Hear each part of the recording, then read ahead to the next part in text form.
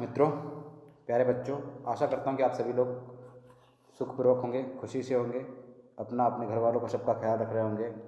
जैसा कि आपको डिस्प्ले वॉल पर दिख रहा है, रहीम के दोहे। रहीम के दोहे हमारी पाठ्य पुस्तक वसंत कक्षा 7 में संकलित एक काव्यनुमा कविता कहे या दोहे कहे हमें अध्ययन करने के लिए प्राप्त हुई है, जिसमें ये जो रहीम के दोहे शीर्षक लिखा है, तो ये रहीम के दोहे रहीमदास जी के द्वारा रचित किए गए हैं। रहीमदास जी, जिनका पूरा नाम अब्दुल रहीम खानखाना था, वो अपने दोहों में जैसे संत कबीरदास जी ने ज्ञान दिया है, हिदायत दी है कि भाई कैसे हमें अपना जीवन जीना चाहिए और कैसे लोगों की भलाई करनी चाहिए, इन प्राकृतिक वातावरण को देख करके, जीव जंतुओं को देख करके, वैसे ही भी बात हमें रहीमदास जी के द्वारा बताई गई है। ठीक है बच्चों, तो अध्ययन करते हैं। सबसे पहले पढ़ लेते हैं सारे दोहों को। पहला दोहा है, कही रहीम संपत्ति सगे बनत बहुत बहुरीत, विपत्ति कसौटी जे कसे तेई साचे मीत रहीमा तेई साचे मीत। अगला दोहा है, जाल परे जल जात बही तजमिनन को मो रहीमन मछरी नीर को ताऊ न छाड़ती छो रहीमा ताऊ न छाड़ती छो। अगला दोहा है, तरवर फल नहीं खात है शरवर पियत न पान, कही रहीम पर काज हित संपत्ति सच ही सुजान रहीमा संपत्ति सच ही सुजान। अगला दुआ है, थोते बादल क्वार के जो रहीम गहरात, धनी पुरुष निर्धन भय करे पाछली बात रहीमा करे पाछली बात। अगला दुआ है, धरती की सी रीत है शीत घाम और में, जैसी परे सो सही रहे त्यो रहीम यह देह रहीमा त्यो रहीम यह देह। इस प्रकार से सारे दोहों का हमने सस्वर वाचन किया। उम्मीद है कि आप सभी लोगों को ये दोहे का गायन रूप पसंद आया होगा। देखते हैं पहले दोहे का अर्थ शब्दार्थ सहित। रहीम जी कहते हैं, कही रहीम संपत्ति सगे बनत बहुत बहुरीत, विपत्ति कसौटी जे कसे तेई साचे मीत। कही माने होता है कहना, रहीमदास जी के लिए प्रयुक्त किया है। संपत्ति माने धन दौलत ऐश्वर्य, सगे मतलब बनते हैं, होता है, सगे मतलब होता है धन धान्य के रहने पर, बनत माने निर्माण होना बनना, बहुत मतलब अत्यधिक, बहु बहुत ज़्यादा, रीत मतलब होता है बहुत सारे रिश्ते बहुत सारे नाते, विपत्ति मतलब विपत्ति आपत्ति आपदा, कसौटी आने पर, जे वे कसे वे ही तेई वे ही साचे सच्चे मीत मित्र दोस्त सखा। कवि रहीमदास जी कहते हैं, कही रहीम संपत्ति सगे बनत बहुत बहुरीत, कि जब हमारे पास धन दौलत होता है और बहुत सारी संपत्ति होती है, उस संपत्ति के होने के समय हमारे बहुत सारे नए नए रिश्ते बनते जाते हैं। लोग हमें भूलते नहीं हैं, हमारे बहुत सारे नए नए रिश्ते बनते जाते हैं। बनत बहुत बहुरीत विपत्ति कसोटी जे कसे चेतेई साचे मीत। लेकिन विपत्ति के समय जो हमारा साथ देता है वही हमारा सच्चा मित्र होता है। विपत्ति कसोटी जे कसे तेई साचे मीत। लेकिन विपत्ति के समय जो हमारी सहायता करता है, जो हमारा साथ देता है, वही हमारा सच्चा मित्र होता है। उम्मीद है कि ये पहला दोहे का अर्थ समझ में आ गया होगा। कही रहीम संपत्ति सगे बनत बहुत बहुरीत विपत्ति कसोटी जे कसे तेई साचे मीत। रहीमदास जी कहते हैं कि जब हमारे पास धन दौलत बहुत ज़्यादा होता है तो वहाँ पर हमारे बहुत सारे नए नए रिश्ते बनते जाते हैं, लेकिन जो विपत्ति के समय हमारी सहायता करता है वही हमारा सच्चा मित्र होता है। अगला दुआ है, जाल परे जल जात बही तजी मिलन को मोह रहीमन मछली नीर को ताऊ न छाती छो। जिस प्रकार शब्दों के अर्थ देखते हैं, जाल मछलियों को पकड़ने का जाल, परे मतलब भीतर, जल नीर जात जाता है, बही बह जाता है, तजी वैसे ही, मिनन मछली, मोह उससे लगाव, रहीमन रहीमदास जी के लिए, मछली मछली, नीर जल, तऊ तो भी, छाड़ती छोड़ती है, छो स्नेह। जैसे ही पहली पंक्ति का अर्थ देखिए, जाल परे जल जात बही तजी मिलन को मोह।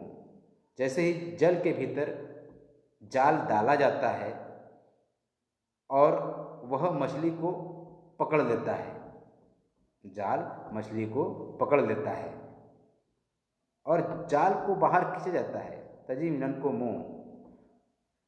जाल परे जल जात बही तजी मिलन को मोह। जैसे ही जाल जल के भीतर डाला जाता है तो मछली को स्नेह होता है जल से, लेकिन वह जाल में आ जाती है। जिस प्रकार जल से बाहर जाल निकाल दिया जाता है, रहीमन मछली नीर को ताऊ न छाती छो, और निकालने के बाद जिस प्रकार से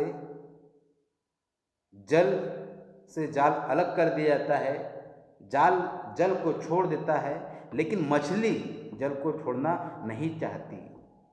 जब भी वह जल को छोड़ देती है तब वह अंतिम अवस्था में हो जाती है, वह उससे बहुत स्नेह करती है और उससे छोड़ करके वह मृत्यु को प्राप्त हो जाती है।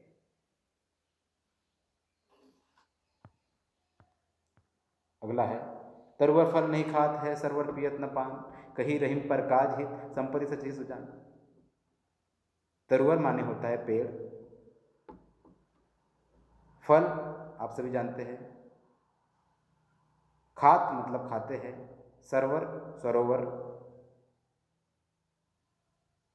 तालाब, पियत पीते हैं, पान पानी, कही कहते हैं, प्रकाश दूसरों के कार्य में, संपत्ति धन दौलत, सच ही जमा करके, सुजान सज्जन व्यक्ति।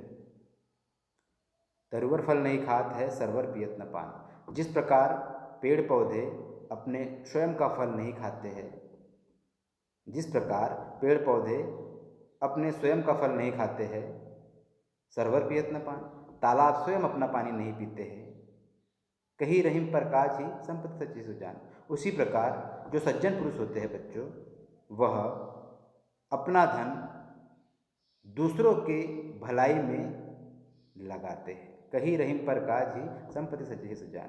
उसी प्रकार अपनी संपत्ति को सज्जन पुरुष दूसरों के भलाई में लगाते हैं। प्रकाश मतलब दूसरों के कार्य के लिए। फिर से देख लेते हैं, तरुवर फल नहीं खाते सरवर पियत न पान।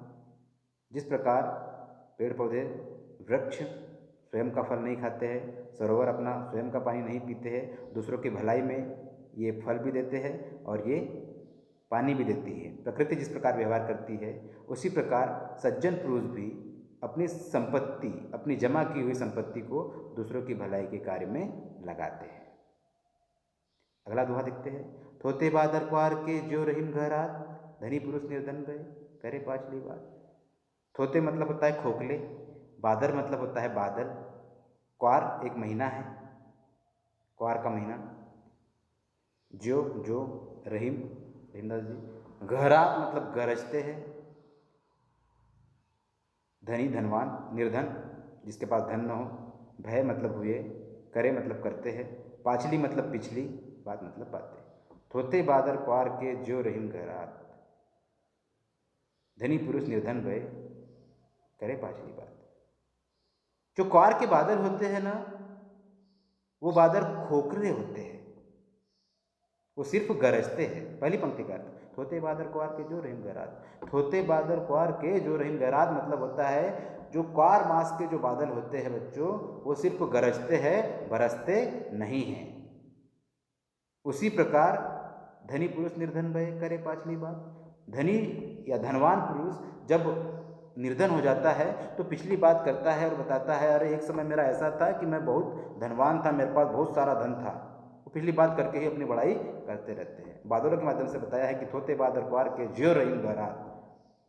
देखो, थोते बादल क्वार के मतलब होता है जो क्वार के मास के बादल होते हैं वो सिर्फ और सिर्फ गरजते हैं, वो वर्षा नहीं कराते हैं। उसी प्रकार जो धनवान पुरुष पहले धनवान होते हैं, बाद में वो गरीब हो जाते हैं, तो पिछली बात करते हैं, अरे हमारे ज़माने में तो हम रईस थे, ऐसे ऐसे कर लिया करते थे, वैसे वैसे कर लिया करते, तो पिछली बात बता के ही अपनी बड़ाई करते हैं। अगला दोहा है, धरती की सी रीत है शीत घाम और में, जैसी परी सो सही रहे त्यों रहीम यह देह। धरती, पृथ्वी, वसुंधरा। रीत मतलब नियम। शीत घाम में, शीत मतलब होता है गर्मी, सॉरी, शीत मतलब होता है ठंडी, घाम मतलब होता है गर्मी, मेह माने होता है वर्षा। जैसी जैसे, परे मतलब गिरते हैं, सो वैसे ही, सही वैसे ही, त्यो जैसी की वैसी, रहीम रहीमदास, देह मतलब शरीर, तन, काया। देखते हैं बच्चों, धरती की सी रीत है शीत घाम और में। जिस प्रकार धरती की ऋतुएं है गर्मी, वर्षा और ठंडी, जिस प्रकार धरती का नियम है गर्मियों में गर्मी होना, ठंडियों में ठंड लगना, बारिश में बरसात होना, यह धरती का नियम है। जैसी परी सो सही रहे त्यों यह रहे त्यों रहीम यह थे। उसी प्रकार हमारे शरीर का भी बच्चों वैसा ही नियम है। इस पर जिस मौसम का प्रभाव पड़ता है उस मौसम के अनुरूप यह शरीर ढल जाता है।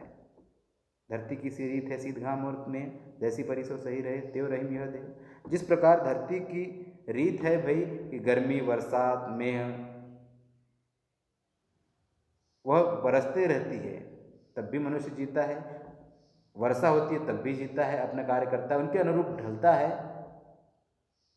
तो मनुष्य को प्रकृति के अनुरूप ढलने का यहाँ बताया है। अगला है, अंतिम है, तो यही अंतिम था बच्चों। चलिए मित्रों, बच्चों, उम्मीद है कि आप सभी लोग यह दोहा रहीमदास जी द्वारा रचित है समझ गए होंगे। मिलते हैं अगली क्लास में, जब तक के लिए आपसे विदाई लेने का समय आ गया। नमस्कार, ख्याल रखिए।